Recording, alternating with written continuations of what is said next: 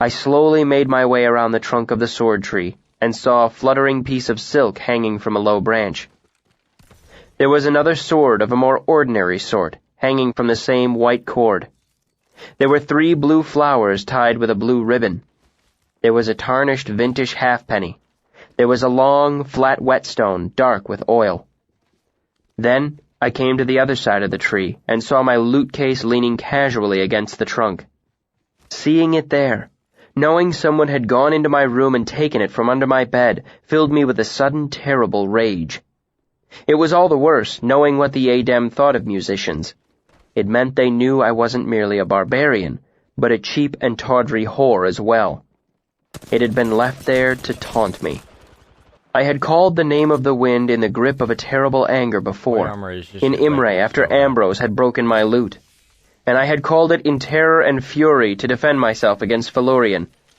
But this time the knowledge of it hadn't come to me borne on the back of some strong emotion. I had slipped into it gently, the way you must reach out to catch a gently floating thistle seed. So when I saw my lute, the welter of hot emotion brought me crashing out of Spinning Leaf like a sparrow struck with a stone. The name of the wind tattered to shreds, leaving me empty and blind. Looking around at the madly dancing leaves, I could see no pattern at all, only 1,000 wind-blown razors slicing at the air. I finished my slow circuit of the tree with a knot of worry tightening my stomach. The presence of my lute made one thing clear. Any of these objects could be a trap someone had left for me.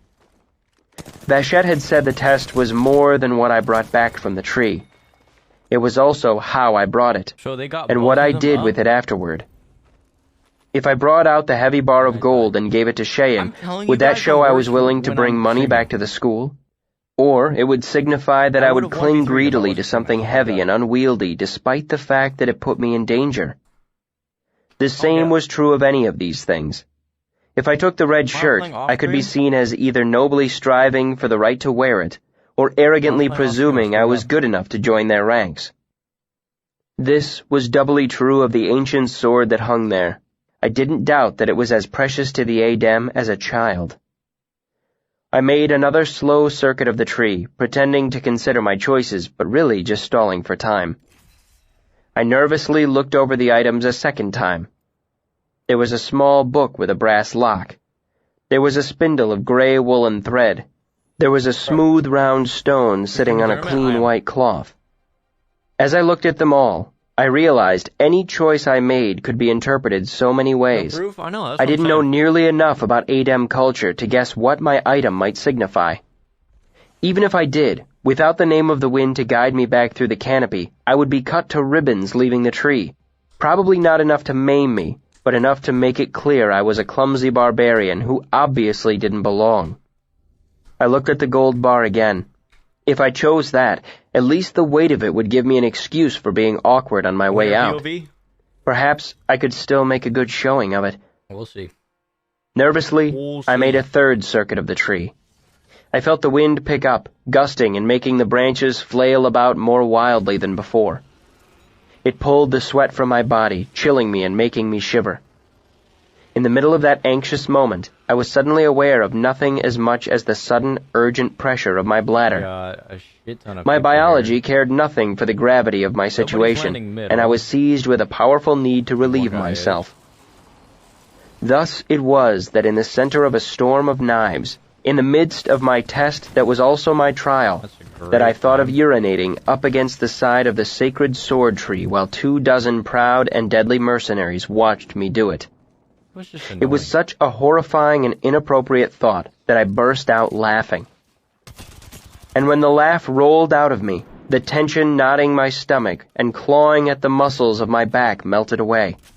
Whatever choice I made, it would have to be better than pissing on the Latantha.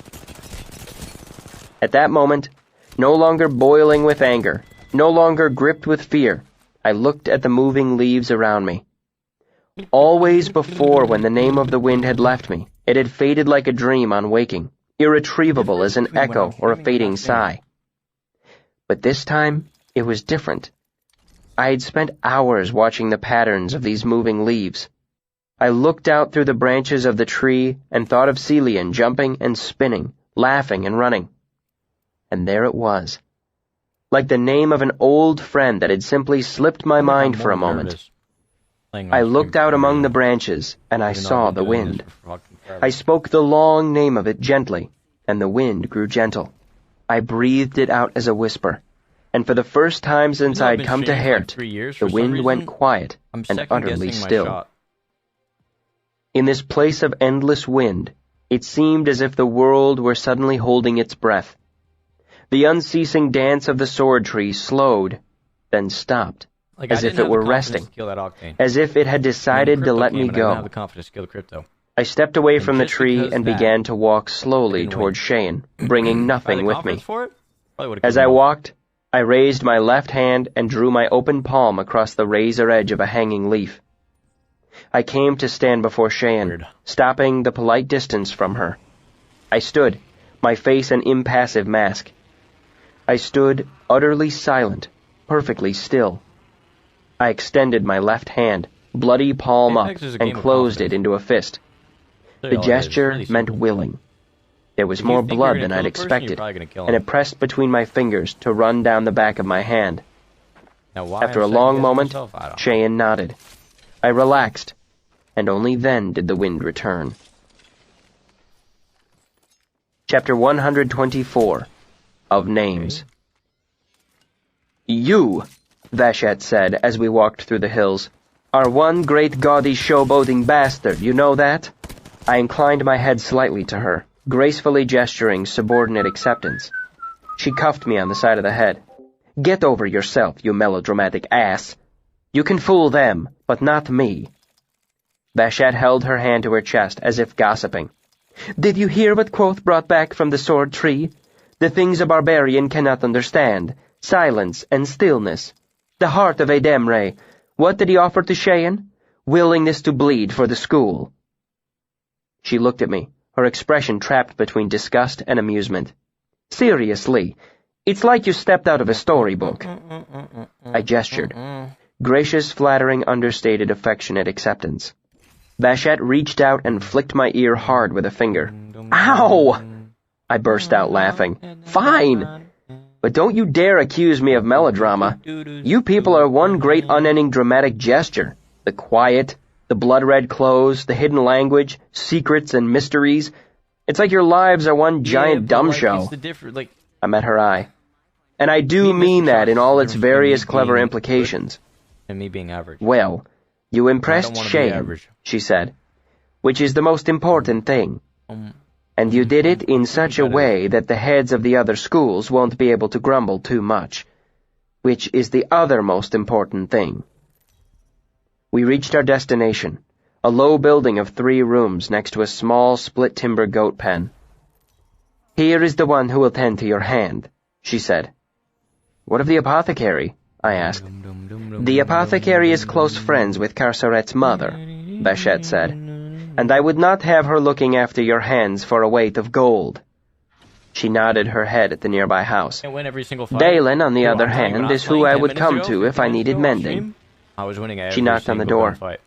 You may be a member of the school, but do not forget that I am still your teacher. In all things, I know what is best. But now that I'm streaming... Later, my hand tightly bandaged, Vashet and I sat with Cheyenne. We were in a room I'd never seen before, smaller than the rooms where we had discussed the Lethani. There was a small, messy writing desk, some flowers in a vase, and several comfortably cushioned chairs. Along one wall was a picture of 3 birds in flight against a sunset sky, not painted, but composed of thousands of pieces of bright enameled tile. I suspected we might be in the equivalent of Cheyenne's study. How is your hand? Cheyenne said. Fine, I said. It is a shallow cut. Dalen has the smallest stitches I have ever seen. He is quite remarkable. She nodded. Approval. I held up my left hand, wrapped in clean white linen. The hard part will be keeping this hand idle for 4 days. I already feel as if it were my tongue that were cut, and not my hand. Cheyenne gave a slight smile at this, startling me. The familiarity of the expression was a great compliment. You performed quite well today. Everyone is speaking of it. I expect a few that saw have better things to speak about, I said modestly. Amused disbelief. That may be true, Yeah, thanks much for the but those who 6 watched months in from advance hiding in will Tier doubtless 3. say what they have seen. What the fuck? Celian herself will have already Ev. told 100 people unless I miss my guess. By tomorrow, everyone will Jesus expect your Christ, stride homie. to shake the ground as if you were Eighth himself come back to visit us. I couldn't think of anything to say, so I kept quiet. A rarity for me. But as I've said, I had been learning. There is something got I so have many been to write. waiting to speak to you about, Shane said, guarded curiosity. After Tempe brought you here, he told me the long story of your time like I even together, able to shoot she it. said, of your search for the bandits. I nodded. Is it true that you made blood magic to destroy some men, then called lightning to destroy the rest? Bashette looked up at this, glancing back and forth between us. I had grown so used to speaking Aturan with her that it was Jesus. odd to see the expressionless Adam so much, impassivity covering her face. Still, I could tell she was surprised. She hadn't known. I thought of trying to offer an explanation for my actions, then decided against it. Yes, Why am I... you are powerful then. I had never thought of it in those terms before. I have some power. Others are more powerful. Is that why you seek the K-10? To gain power? Why am I going through the horizon queue? Just No. like right through it. I seek from curiosity. I seek the knowing of things. Yeah, you can let Knowing your is a boss type of power, Shane pointed out, then seemed to change the subject. Tempe told me there was a Rinta among the bandits as their leader. Rinta? Oh. I asked respectfully. A bad thing. A man who is more than a man, yet less than a man. A demon? I asked, using the Aturan word without thinking. Not a demon, Shane said, switching easily to Aturan. There are no such things as demons. Your priests tell stories of demons to frighten you. She met my eye briefly, gesturing a graceful, apologetic honesty and like an serious hour, Tony. import. But there are bad things in the world. Old things in the shape of man. And there are a handful worse than all the rest. They walk the world freely and do terrible things. I felt hope rising within me. I have also heard them called the Chandrian, I said. Cheyenne nodded.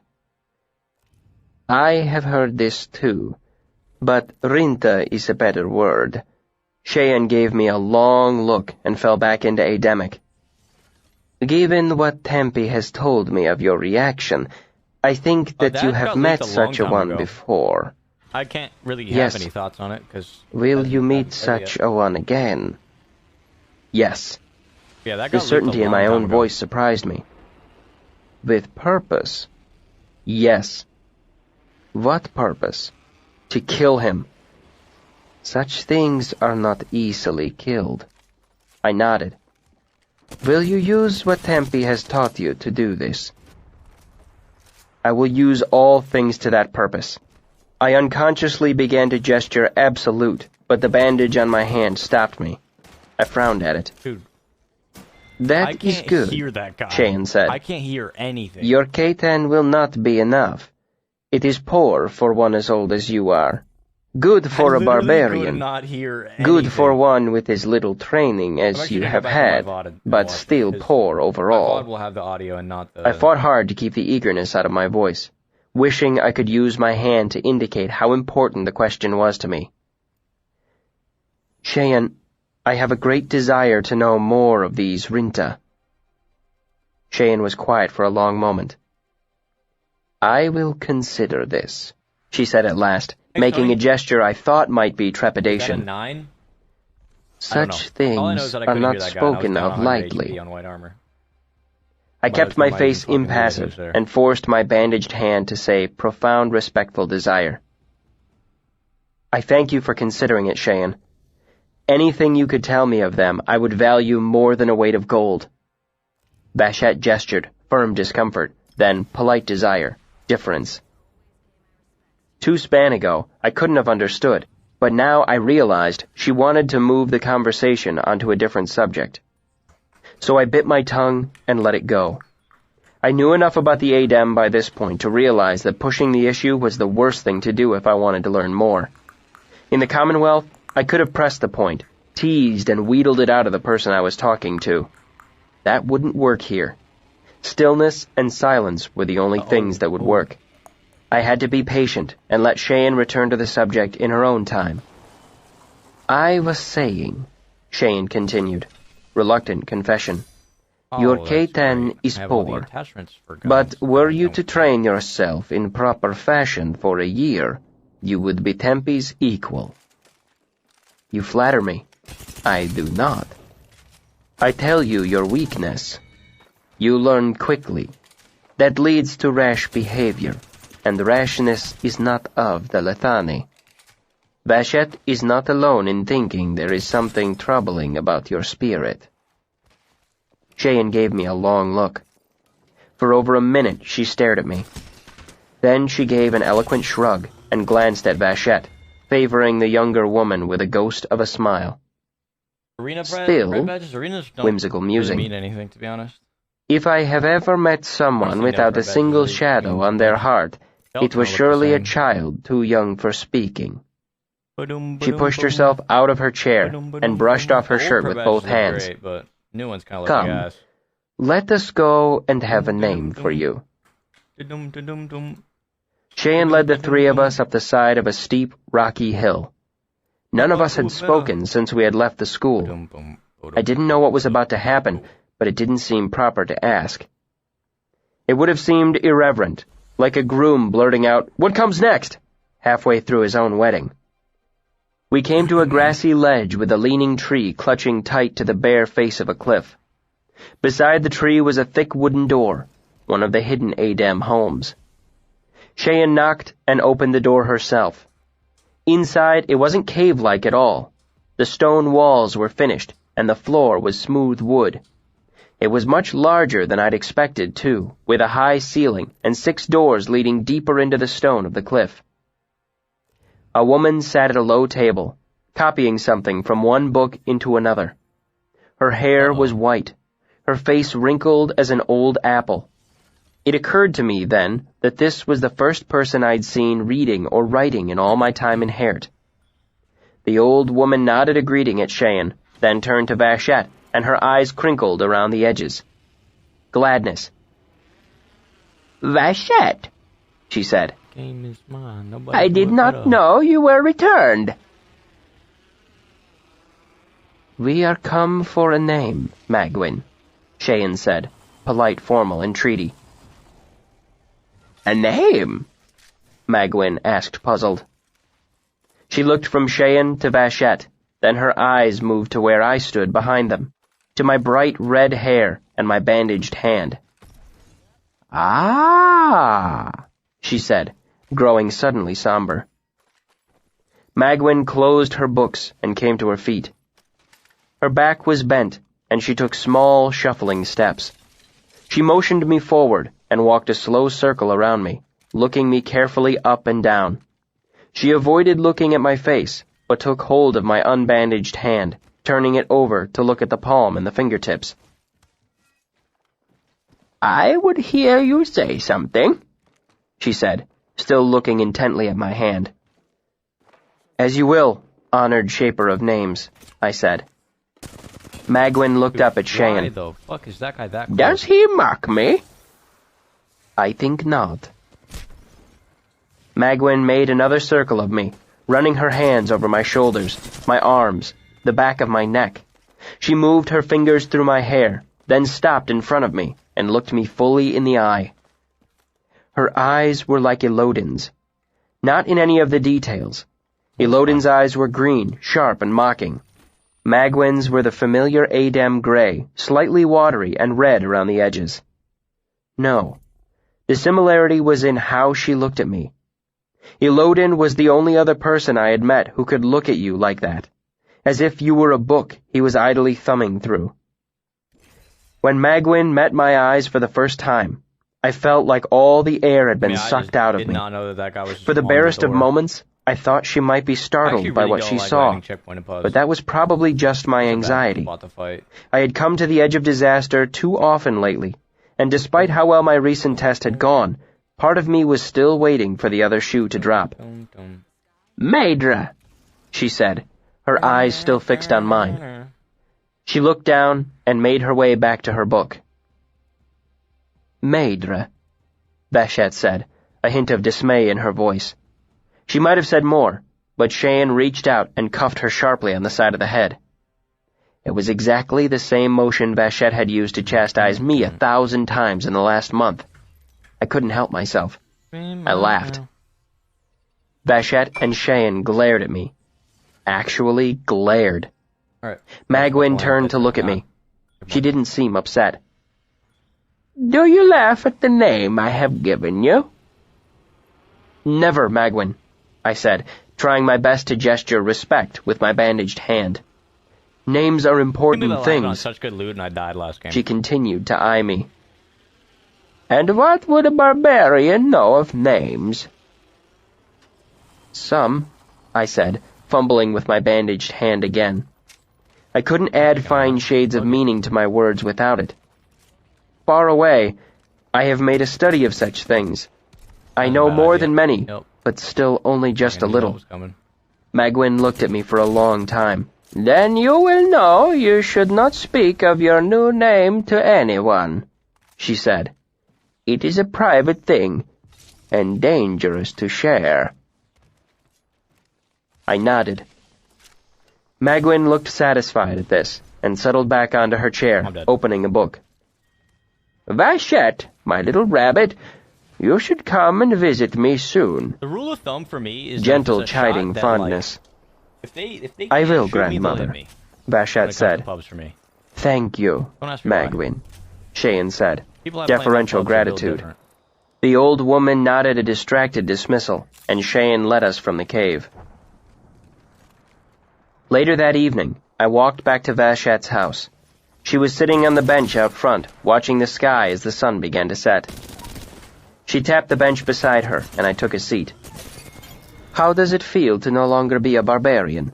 she asked. "Mostly the same," I said. "Slightly drunker."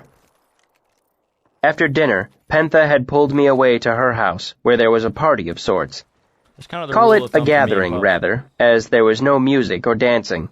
Still, I was flattered that Pentha had gone to the effort of finding 5 other ADEM who were willing to celebrate my admittance to the school. I was pleased to learn the ADEM impassivity dissolved quite easily after a few drinks, and we were all grinning like barbarians in no time. It relaxed me, especially as much of my own clumsiness with the language could now be blamed on my bandaged hand. "Earlier today," I said carefully, "Cheyenne said she knew a story about the Rinta." Vashet turned to look at me, her face expressionless, that guy made hesitant. Noise. Lots of it. "I have searched all over the world for such a thing," I said. "There are few things I would value more. Utter sincerity. And I worry that I did a poor job of letting Cheyenne know this." Questioning. Intense entreaty. Vashet looked at me for a moment, as if waiting for me to continue. Then she gestured reluctance. "I will mention it to her," she said. Reassurance. Finished. I nodded and let the subject drop. Vashet and I sat for a while in companionable silence as the sun slowly sank into the horizon. She drew a deep breath and sighed expansively. I realized that, with the exception of waiting for me to catch my breath or recover from a fall, we had never done anything like this before. Up until this point, every moment we had spent together had been focused on my training. "Tonight," I said at last, "Pentha told me she thought I had a fine anger, and that she'd like to share it with me." Vashet chuckled. "That didn't take very long." She gave me a knowing look. What happened? I blushed a Where are bit. you next? She Of an iron sight fly line. reminded me Not the ideal. Adem do not consider physical contact particularly intimate. And that was the most Bashat's useful smile phone grew call. practically I'm gonna make it lecherous. Just as far as this Grabbed can hold of go. you, did she? Almost, I said. I move more quickly than I did a month ago. I doubt you move quickly enough to keep away from Panther, Bashat said. All she is looking for is sex play. There is no harm in it. That is why I was asking you, I said slowly, to see if there was any harm in it. Bashat raised an eyebrow, at the same time gesturing vague puzzlement. Panther is quite lovely, I said carefully. However, you and I have... I looked for an appropriate term. Been intimate. Realization washed over Bashat's face, and she laughed again. What you mean is that we have been sexual. I'm dead. The intimacy between a teacher and student is greater by far than that. I'm dead now. Ah, I said, relaxing. I'd suspected something of the sort, but it's nice to know for certain.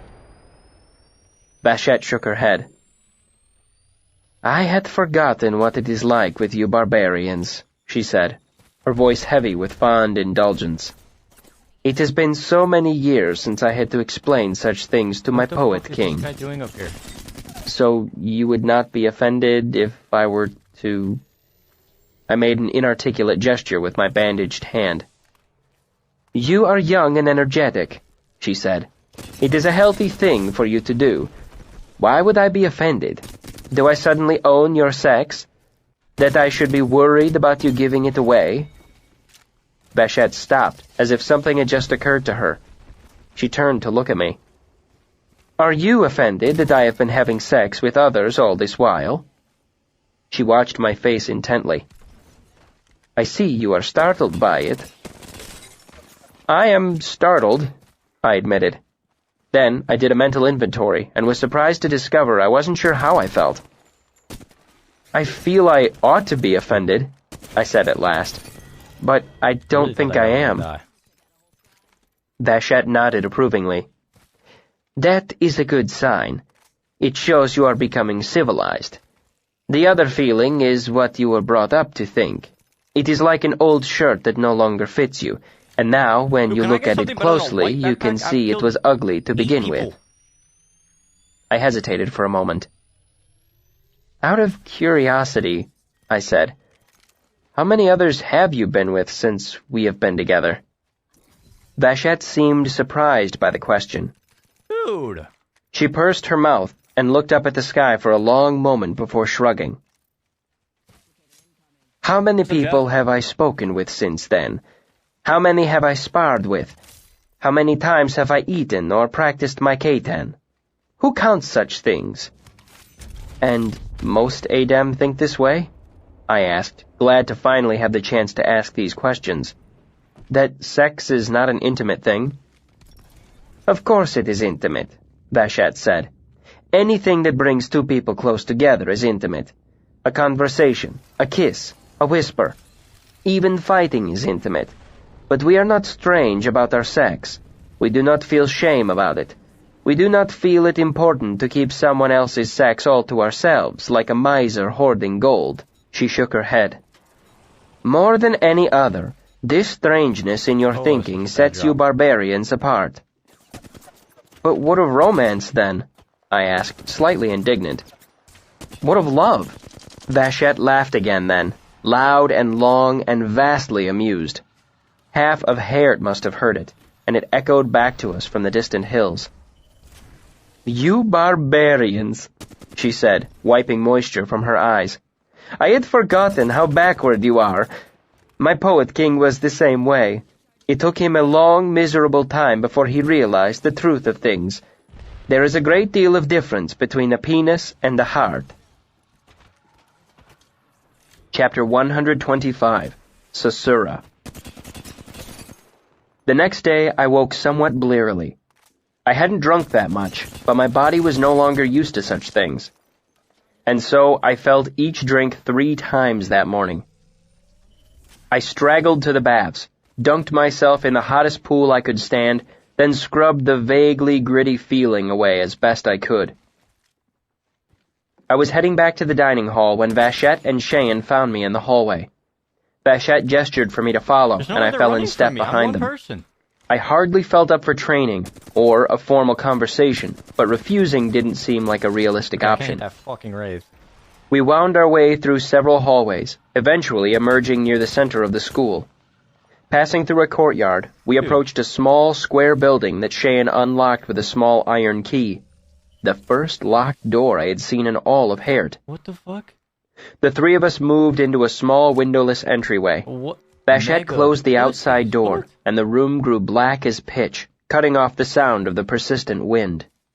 Then, Cheyenne opened the inner door. Warm light from a half-dozen candles greeted us. At first, it seemed odd they had been left to burn in an empty room. Wasted on my heels and then left. Then, I saw what hung on the walls. Swords gleamed in the candlelight, dozens of them covering the walls.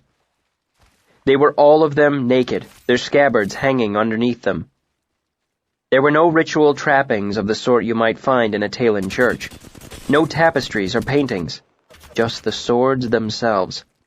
Still, it was obvious that this was an important place. There was a tension in the air of the sort you might feel in the archives or an old graveyard.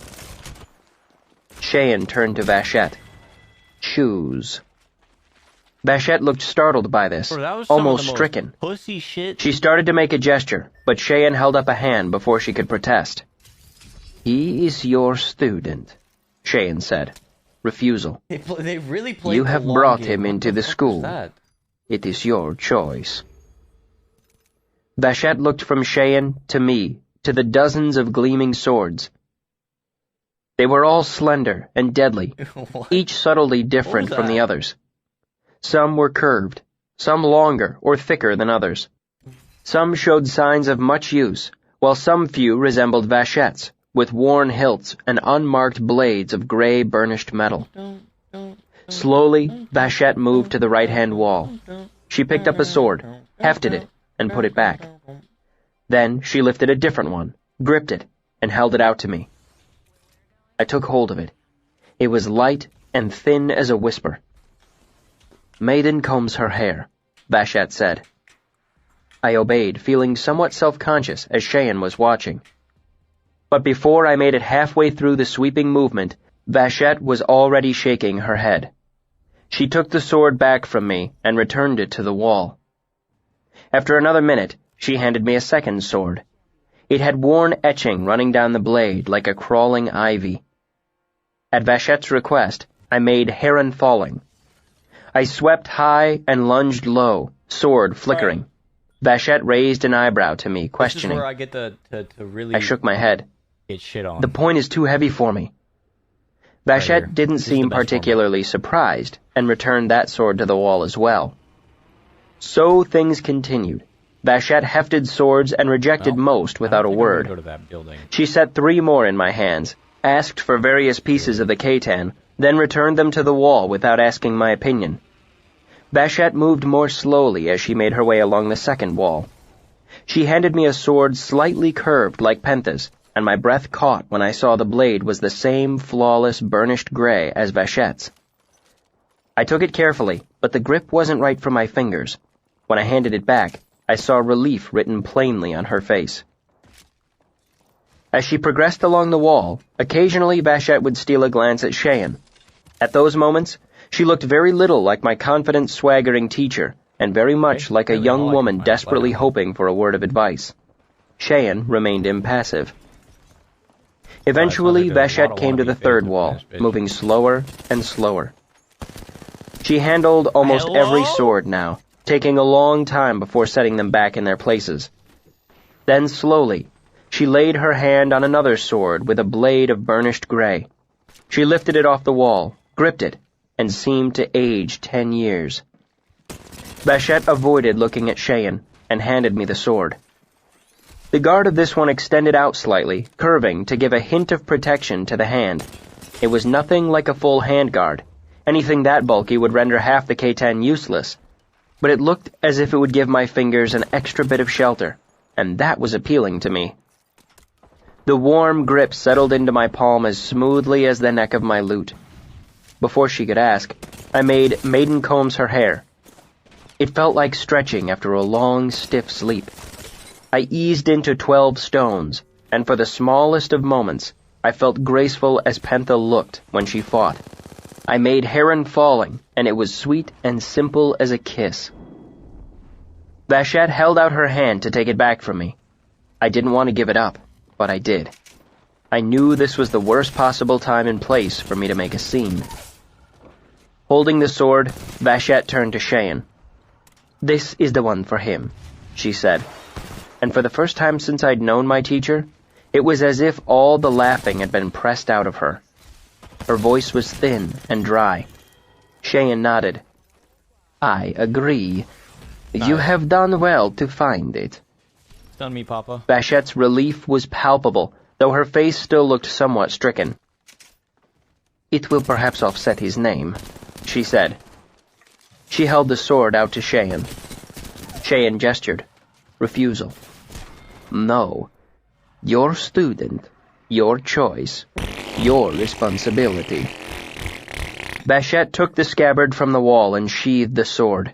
Then she turned and held it out to me. Ooh, "This is named it's hit to Seisra." 1 HP and runs Sasura? in the middle of the street. I asked, startled by the name. Wasn't that what Sim had called the break in the line of Eldvintic verse? Was I being given a poet's sword? "Seisra," she said softly, as if it were the name of God. She stepped back, and I felt the weight of it settle back into my hands. Sensing something was expected of me, I drew it from its sheath. The faint ring of leather and metal seemed a whisper of its name. SMG is the best for controller. Seisra. It felt light in my hand. The blade was flawless. I slid it back into its sheath, and the sound was different. It sounded like the breaking of a line. It said, "Sasura." Cheyenne opened the inner door, and we left as we came, silently and with respect.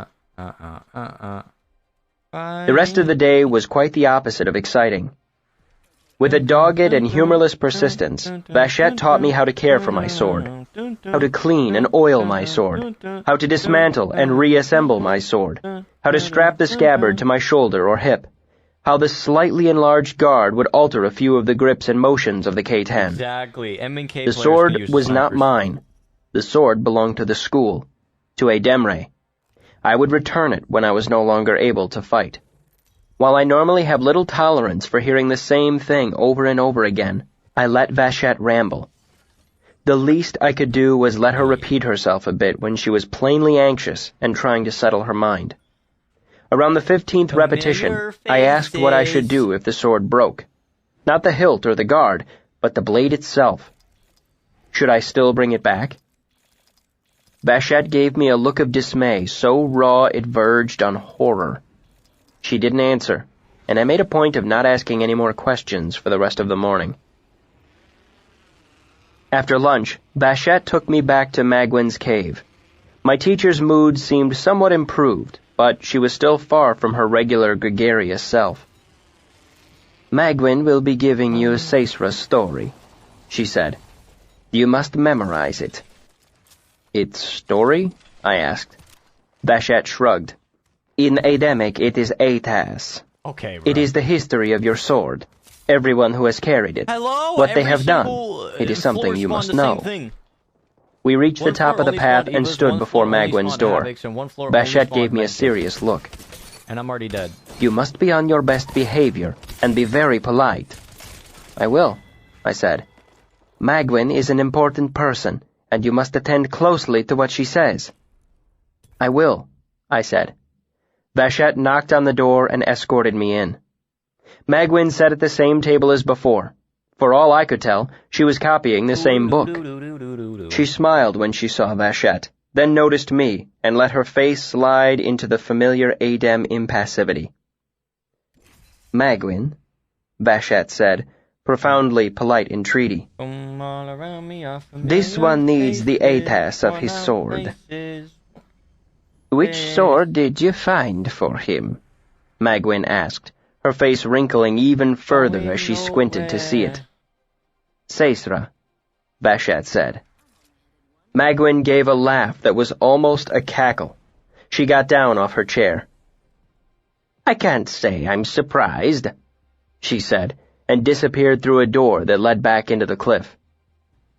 Bashat let herself out, and I stood there feeling awkward, like one of those terrible dreams when you're on stage and can't remember what to say, or even what part you were meaning to play.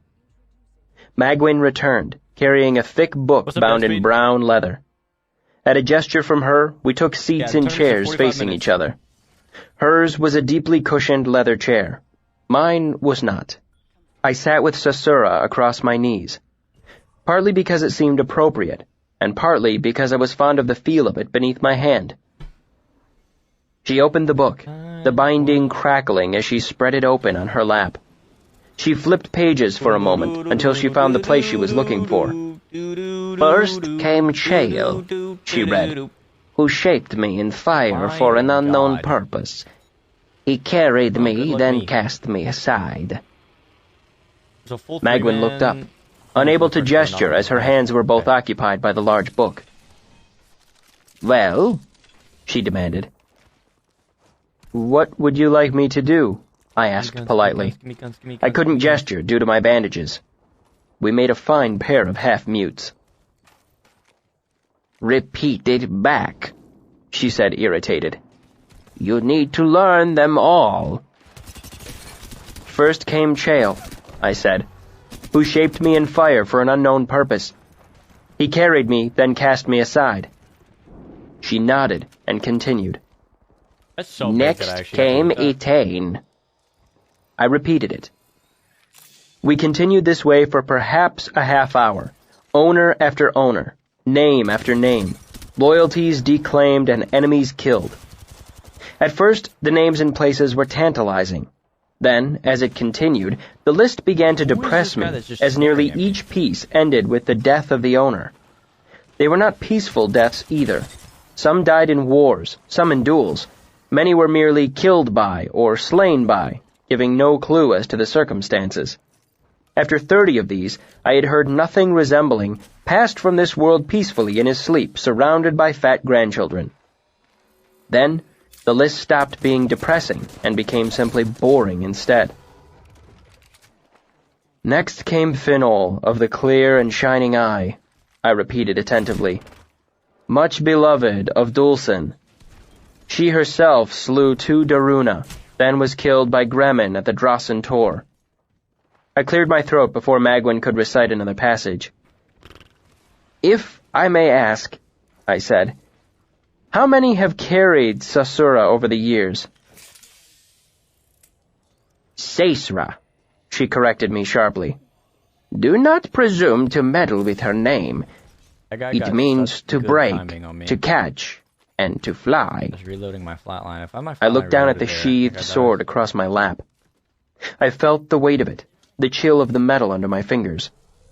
A small sliver of the smooth gray blade was visible above the top of the sheath. How can I say this so you can understand? Sesra was a fine name. It was thin and bright and dangerous. It fit the sword like a glove fits a hand. But it wasn't the perfect name. This sword's name was Sasura. This sword was the jarring break in a line of perfect verse. It was the broken breath. It was smooth and swift and sharp and deadly. The name didn't fit it like a glove. It fit like skin. More than that, it was bone and muscle and movement. It's got 2 no Those ranks. things are the hand.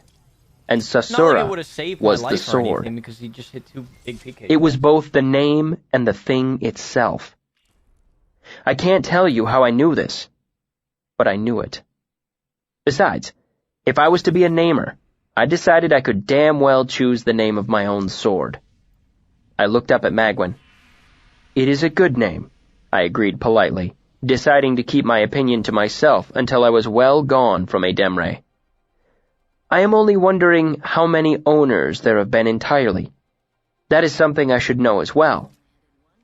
Magwyn gave me a sour look that said she knew I was patronizing her, but she flipped ahead several pages in her book. Then a few more. Then a few more. 236, she said. Music. You will be the 237th. She flipped back to the beginning of the list. Let us begin again. She drew a breath and said, First came Chael, who shaped me in fire for an unknown purpose. He carried me, then cast me aside. I'll have to listen to it like off stream. I fought down the urge to sigh. Even with my trooper's knack for learning lines, it would take long, weary days setting them all to memory. When I play it Then regularly. I realized what this truly meant. If each owner had kept Sasura for 10 years, and it had never sat idle for longer than a day or two, that meant Sasura was, at a very conservative estimate, more than 2,000 years old.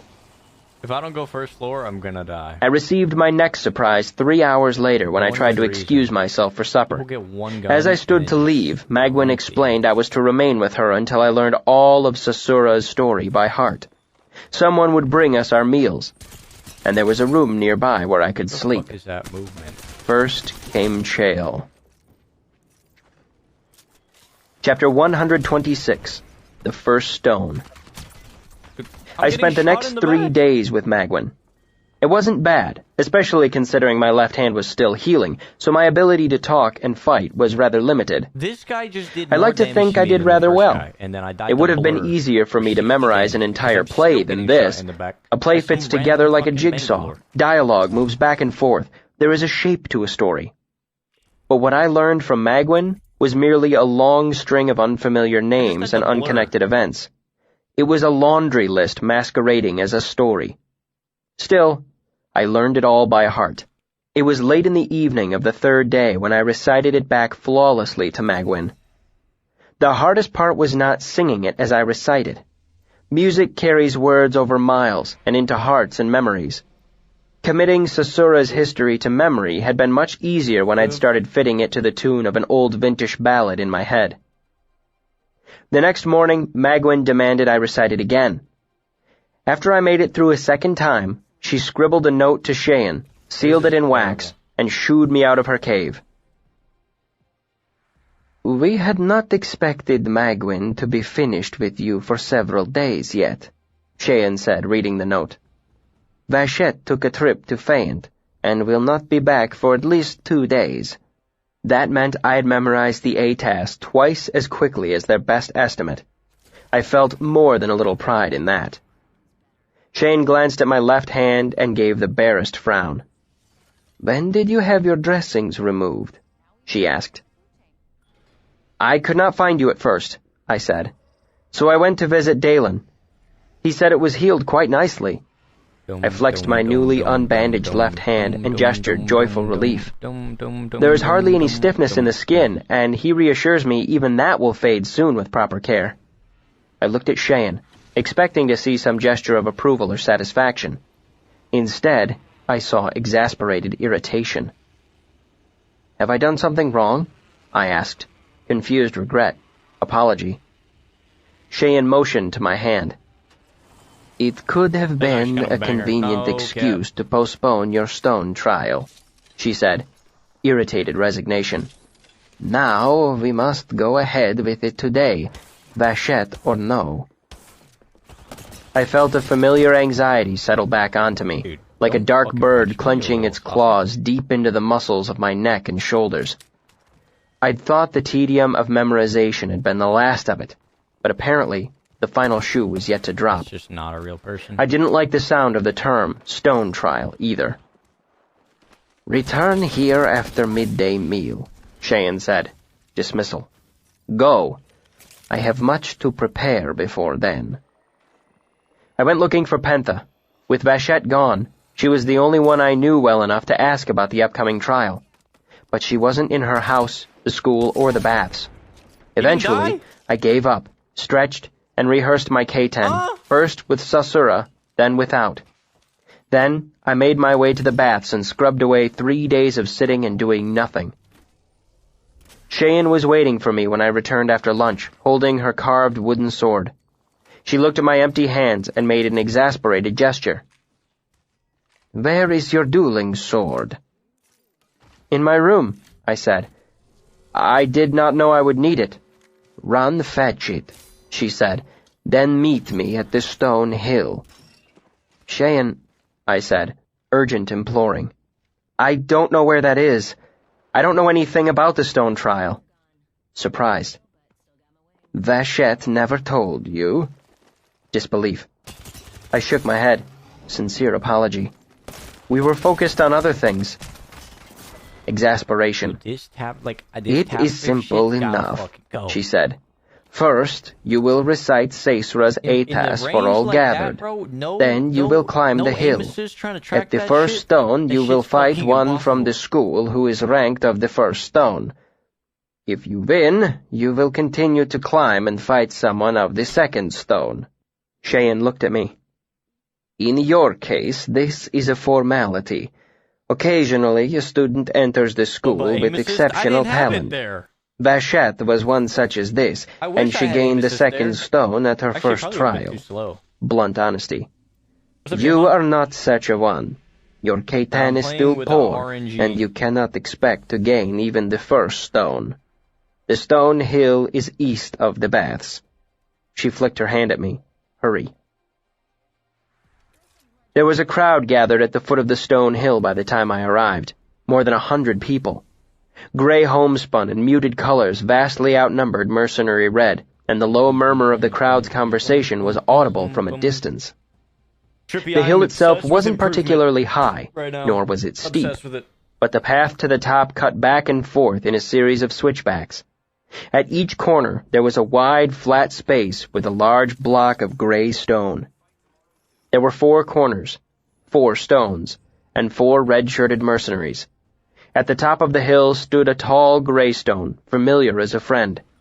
Beside that stood a small figure in blinding white. As I came closer, I caught a smell drifting on the breeze. Toasted chestnuts. Only then did I relax. This was pageantry of a sort.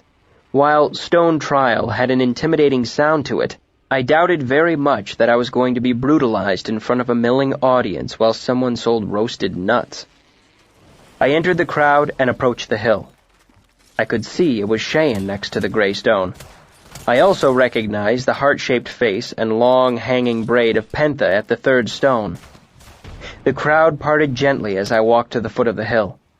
Out of the corner of my eye, I saw a blood-red figure rushing toward me. Alarmed, I turned and saw it was none other than Tempe. He hurried toward me, gesturing a broad, enthusiastic greeting. I fought the urge to smile and shout his name, settling instead on a gesture of joyful excitement. He came to stand directly in front of me, gripping me by my shoulder and jostling me around playfully, as if congratulating me. But his eyes were intense. Close to his chest, his hand said, "Deception," where only I could see. "Listen." He spoke quickly under his breath. "You cannot win this fight." "Don't worry," reassurance. "Cheyenne thinks the same, but I might surprise you." Tempe's grip on my shoulder grew painfully tight. "Listen," he hissed. "Look who is at the first stone." I looked over his shoulder. Oh, good. It was Okay, Carceret. last game I could not hear a thing. Her eyes were like knives. Is this playlist? Oh, no, I "She just is searched for full of random video rage," playlists 'cause I was kinda getting Tempe sick said of mine. quietly, gesturing fond affection for the crowd to see. "As if Sometimes your KC, admittance dude, to he the doesn't know what it school really was does. not enough, you have been given her mother's sword." That piece of news knocked the wind out of me. My mind flickered to the final piece of the ATAS. "Laurel was Carceret's mother?" I asked. Tempe ran his right hand affectionately through my hair. "Yes, she is enraged past reason. I fear she would gladly cripple you, even if it means being thrown from the school." I nodded seriously. "She will try to disarm you. Be wary of it. Do not grapple. If she catches you with Sleeping Bear or Circling Hands, submit quickly. Shout it if you must. If you hesitate or try to break away, she will shatter your arm or pull it from your shoulder." I heard her say this to her sister not an hour ago. Suddenly, Tempe stepped away from me and gestured deferential respect. I felt a did that tapping at my horizon arm queue and turned to back see up? Magwyn's wrinkled face. I hit him for Come, 100 on white. she said with quiet He queued authority. back up and It chowed. is time. I fell into step behind her. As we walked, everyone in the crowd gestured some manner of respect toward her. Sometimes it Magwyn works. led me to the That's why beginning of the that's path. always improved. There was a block of Because gray it's my stone, granddad. slightly taller than my knee and I identical really to feel the like others I at don't each know corner what of the that is, path. so. The old woman gestured for me to climb up onto the stone. I looked out over the group of Adem and had an unprecedented moment of stage fright. Bending a bit, I spoke softly to Magwyn. Is it appropriate for me to raise my voice when reciting this? I asked her nervously. I do not mean to be offensive, but if I do not, those in the back will not be able to hear. Magwyn smiled at me for the first time, her wrinkled face suddenly sweet. She patted my hand. I didn't even No get the door one will be closed in time. offended at a loud voice here, she said, gesturing considerate moderation. Give. I swear I was behind the corner. I unbuckled Sesra and handed it over. Then Magwyn urged me onto the stone. I recited the ATAS while Magwyn watched. Though I was confident of my memory, it was still nerve-wracking. I wondered what would happen if I skipped an owner or misplaced a name. It took the better part of an hour before I was done, the audience of Adem listening with an almost eerie quiet. When I finished, Magwyn offered her hand, helping me down from the stone as if I were a lady descending from a carriage. Then she gestured up the hill. I wiped the sweat from my hand and gripped the wooden hilt of my dueling sword as I started up the path. Carceret's reds were strapped tightly across her long arms and broad shoulders. The leather straps she used were wider and thicker than Tempe's. They looked to be a brighter red, too, and I wonder if she had dyed them especially for today. As I came closer, I saw she had the fading remains of a black eye. I'm actually not that good Once at beatboxing. she saw I was watching, Carceret tossed her wooden sword away in a slow, deliberate motion. She gestured disdain broadly enough so they could see it in the halfpenny seats at the back of the crowd. There was a murmur from the crowd as I stopped walking, uncertain what to do. This does sound like a Zizpro, After a moment's so. thought, I lay my own training sword down by the side of the path and continued to walk. Carceret waited in the center of a flat, grassy circle, about 30 feet across. The ground was soft here, so I wouldn't ordinarily worry about being thrown. Ordinarily. Vachette had taught me the difference between throwing someone to the ground and throwing someone at the ground. It's going pretty good. The honestly. first was what you did during a polite bout. The second was what you Like would when I turned use my in a stream off true and played on fight where the stream, intention was that to actually maim helped. or kill your opponent. It's not crazy. Before but- I came too close, I fell into the now familiar fighter's crouch. I raised my hands, bent my knees, and fought the urge to raise up onto the balls of my feet, do gotta say, knowing no, I would that feel disease quicker that I'm getting and is ruin my unfortunate. balance as a result. I took a deep, steadying breath and slowly moved toward her. Carceret fell into a similar crouch, and just as I was coming to the outside limits of her reach, she made a feint toward me. It was only a slight twitch of the hand and shoulder, but anxious as I was, I fell for it wholeheartedly and skittered I just away wanted like a to startled loot. rabbit. I didn't even get to shoot Carceret my lowered gun her again. hands and stood up straight, abandoning her fighting crouch. Amusement, she gestured broadly. Invitation. Then she beckoned with both hands. I heard a few pieces of laughter think so. drift up from the crowd below. Humiliating as her attitude was, I was eager to take advantage of her lowered guard. I moved forward and made a cautious attempt at hands like knives. Too cautious, and she stepped away from it without even needing to lift her hands. I knew I was outclassed as a fighter. That meant my only hope was to play on her already hot emotions. If I could infuriate her, she might make mistakes. If she made mistakes, I might be able to win. First came Chael, I said, giving her my widest, most barbaric CD? smile. Carceret took a half step closer.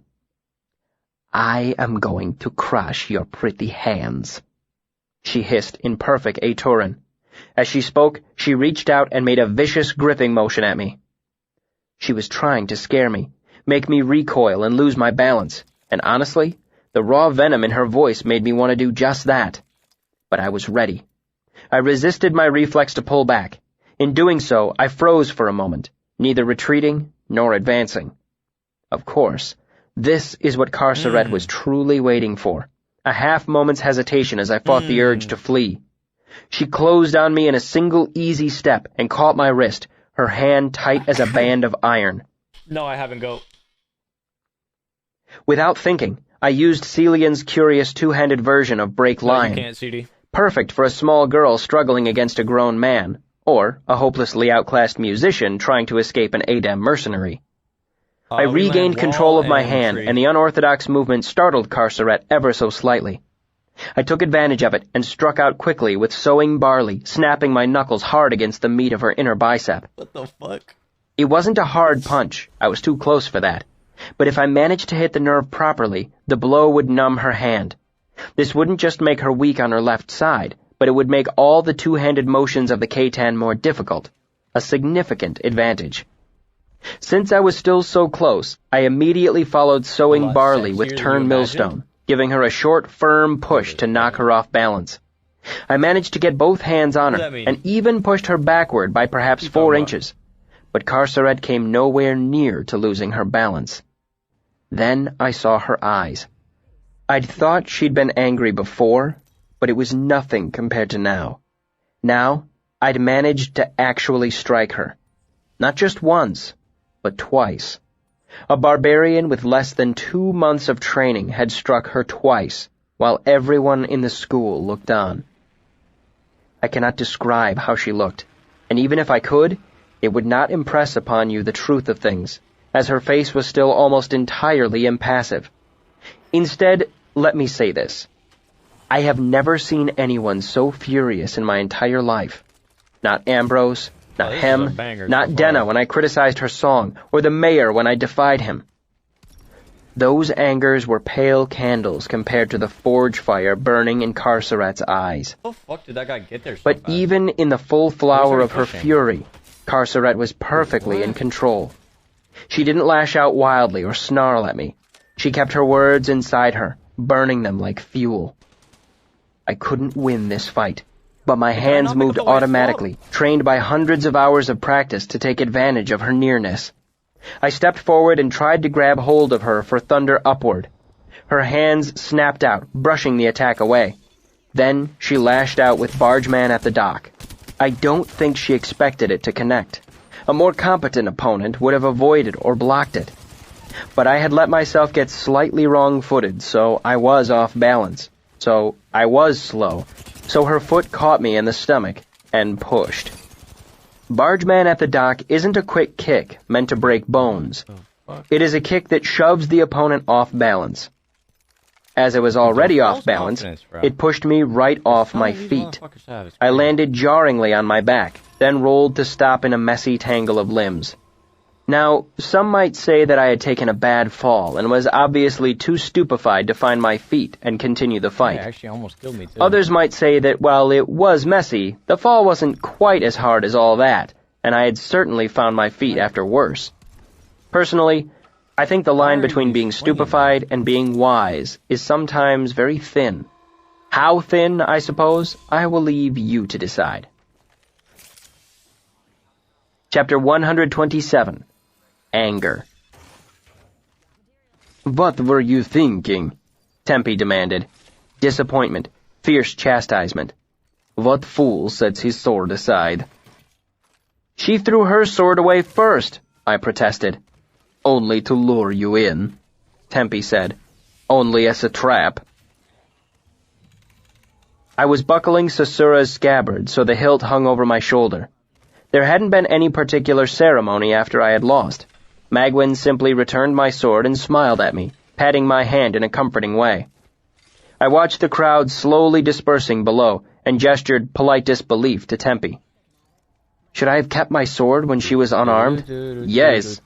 Absolute agreement. She is 5 times the fighter you are. You might have had a chance if you had kept your sword. Tempe is right, I heard Shayan's voice behind me. Knowing your enemy is in keeping with the Lethani. Once a fight is inevitable, a clever fighter takes any advantage. I turned and saw her coming down the path. Pentha walked beside her. I gestured, polite certainty. If I had kept my sword and won, people would have thought Carceret was a fool and resented me for gaining a rank I did not deserve. And if I had kept my sword and lost, it would have been humiliating. Neither reflects well on me. I looked back and forth between Cheyenne and Tempe. Am I wrong in this? You are not wrong in this, Cheyenne said, but neither is Tempe wrong. Victory is always to be sought, Tempe said, firm. Cheyenne turned to face him. Success is key, she said. Victory is not always needed to succeed. Tempe gestured, respectful disagreement, and opened his mouth to respond, but Pentha spoke first, cutting him off. Kvothe, are you hurt from your fall? Not badly, I said, moving my back gingerly. A few bruises, perhaps. Do you have anything to put on them? I shook my head. Pentha stepped forward and took hold of my arm. I have things at my house. We will leave these two to discuss the Letani. Someone should tend to your hurts. She held my arm with her left hand, making her statement curiously empty of any emotional content. Of course, Cheyenne said after a moment, and Tempe gestured a hasty agreement. But Pentha was already leading me firmly down the hill. We walked for a quarter mile or so, Pentha holding my arm lightly. Eventually, she spoke in her lightly accented Aturan.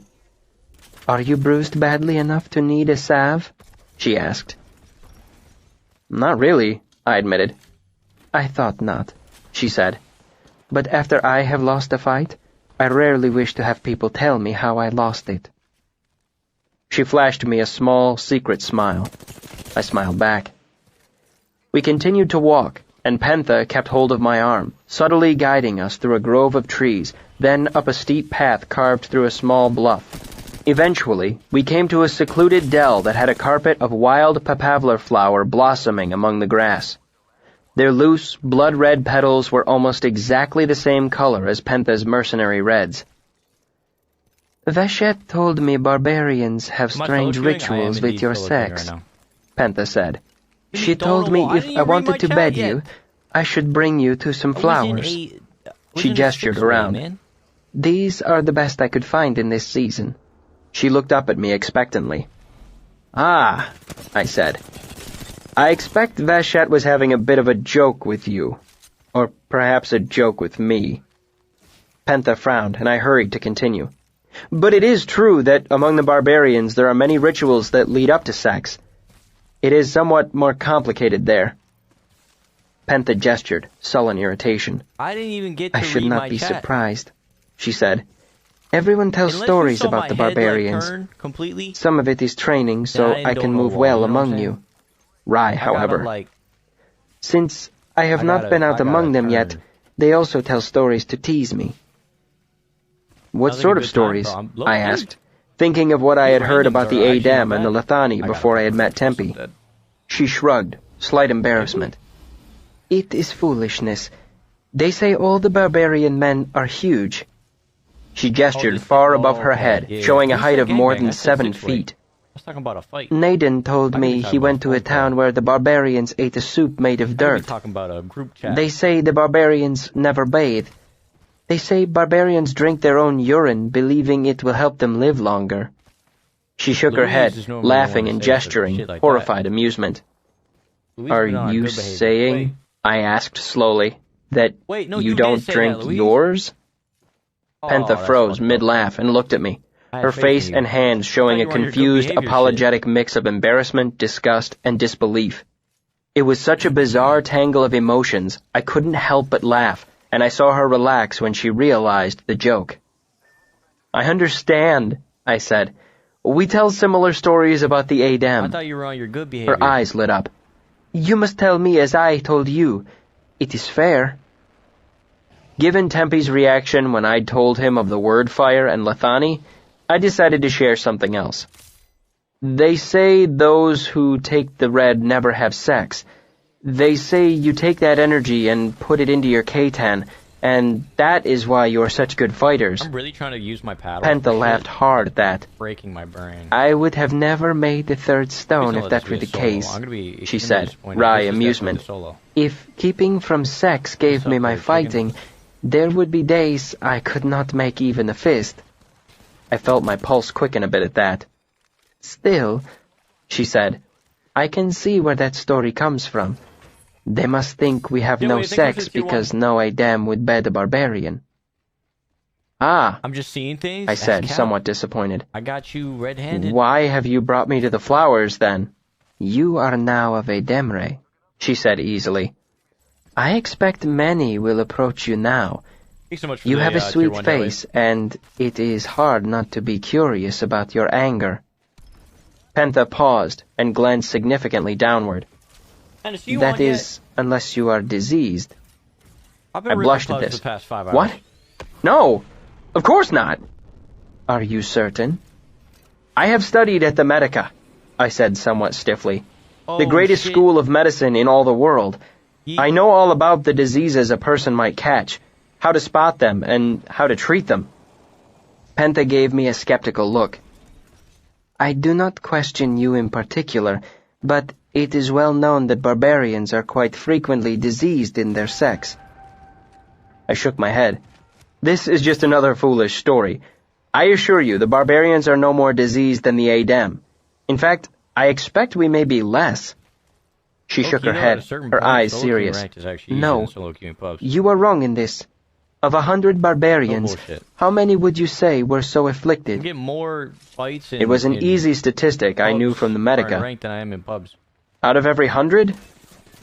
Perhaps 5? More among those who work in brothels or frequent such places, of course.